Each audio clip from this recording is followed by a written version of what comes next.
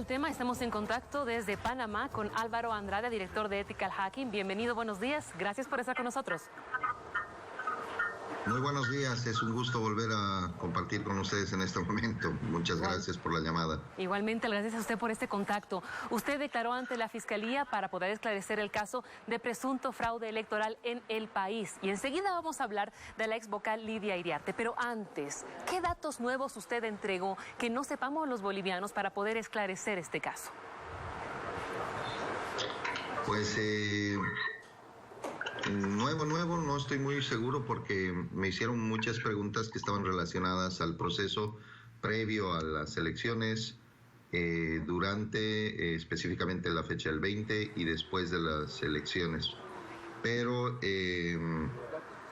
entre las cosas que se comentaron previamente, expusimos detalles basados en fecha, días, horas, basados en nuestros reportes, sobre las irregularidades que existieron, el proceso de rastreo de base de datos, cómo Neotec modificó el código fuente, cómo después se accedió a los sistemas, a las bases de datos, cómo se alteraron las bases de datos. Permítame. Y pues fue un proceso, varias preguntas que realizaron, ¿no? Permítame seguir enfocándome en lo nuevo. Sabemos que habló de la AGETIC y los datos que se encontró en las computadoras. Al respecto, ¿cuál fue su declaración?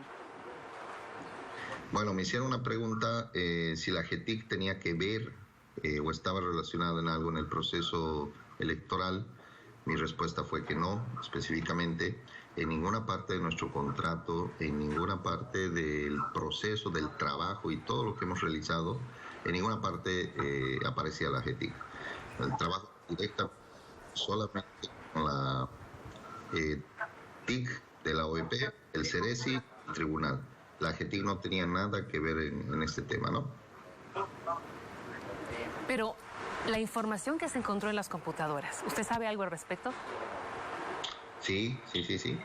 Justamente estuve al tanto y siguiendo las noticias. Hay información que se ha encontrado en las computadoras de la AGETIC, que es información de las elecciones, información del órgano electoral, del Tribunal Supremo Electoral, creo que información del TREP también, ¿no? ¿Y ellos no tenían por qué tener esa información? ¿Eso quiere decirme? Sí, ellos no deberían tener esa información.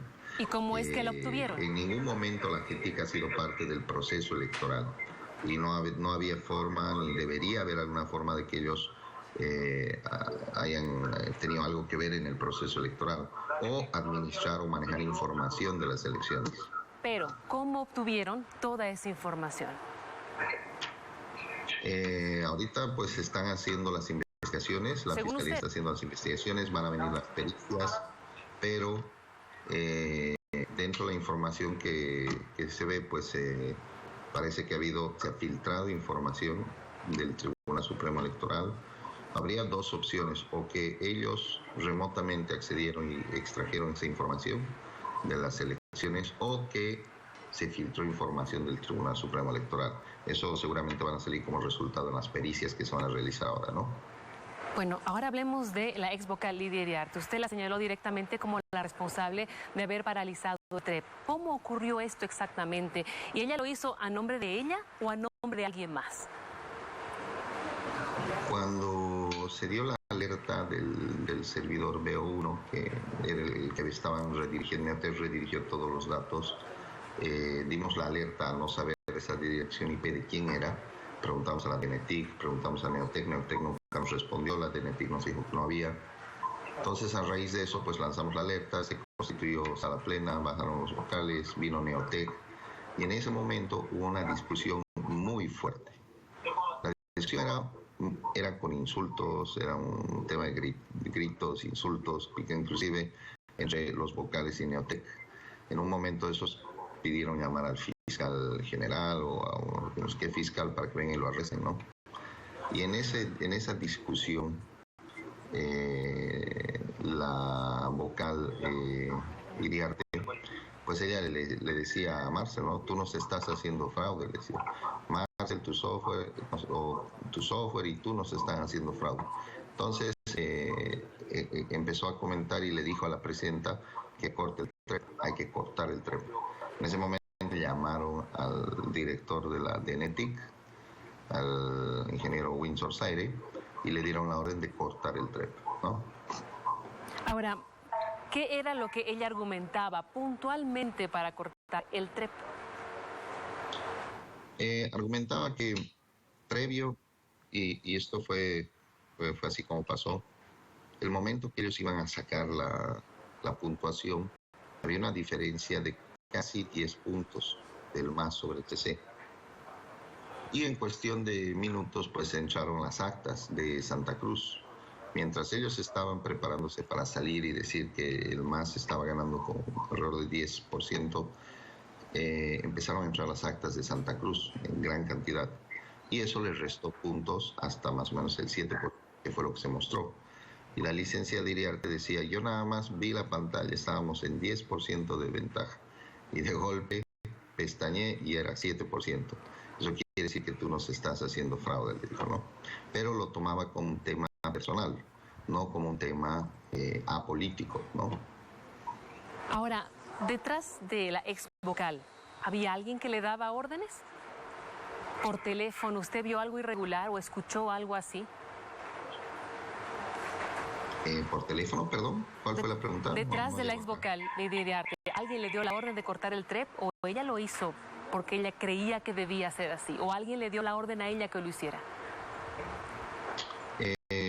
No, en la discusión pues ella se puso molesta, se puso a gritar, a insultar y pues ordenó que se corte el TREP, ¿no?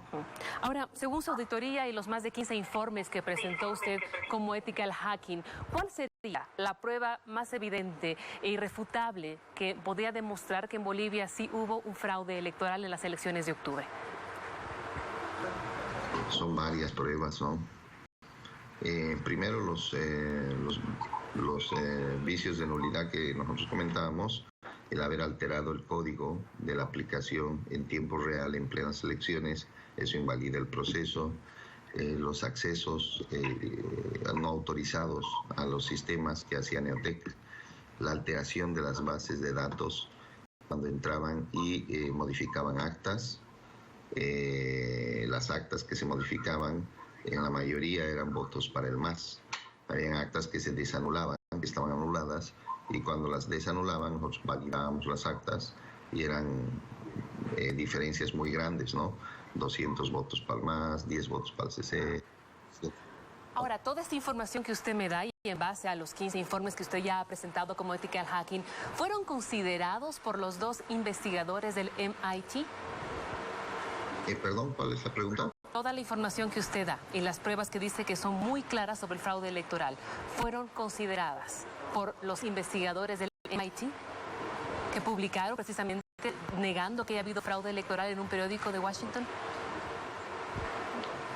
Pues hay unos puntos que aclarar ahí. Para empezar, respondiendo directamente a tu pregunta, no consideraron nada de lo que está en los informes, ni en los nuestros, ni en los de la OEA.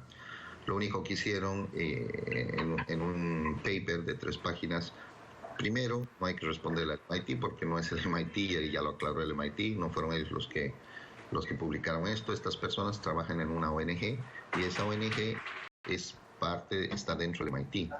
Entonces tampoco la publicación se hizo en el post de noticias del Washington Post.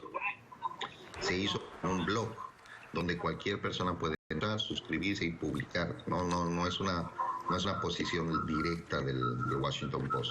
La información que estas personas toman en su informe no dicen la fuente, no dicen de dónde, cuál es la fuente, cuál es la muestra para su análisis estadístico. Y la única fuente que pudieron haber utilizado era la del tribunal, la del órgano electoral, que era pública, ¿no? Que eran las actas que estuvieron en línea. Si ellos se basan en esa información, parte pública, pues ya toda la información ya estaba viciada. Se demostró en la pericia que los metadatos de las actas, de las fotografías, había una gran cantidad de actas con fecha del 15 de octubre, 5 días antes de las elecciones. Entonces, toda la información que han presentado está viciada en nulidad. No hablan de modelos estadísticos, no dicen cuáles son los modelos estadísticos específicamente, no indican el origen, la fuente, no se basan en tema de que se llama la detención del TREP, el tema de las denuncias ciudadanas, el tema de las manipulaciones.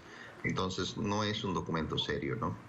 Bien, le agradezco mucho por este contacto desde Panamá y quedamos expectantes al trabajo que haga la Fiscalía en torno a la investigación de este fraude electoral. Buenos días, gracias. Muchísimas gracias, un saludo. Igualmente para usted. Pero no nos alejamos del tema y estamos ahora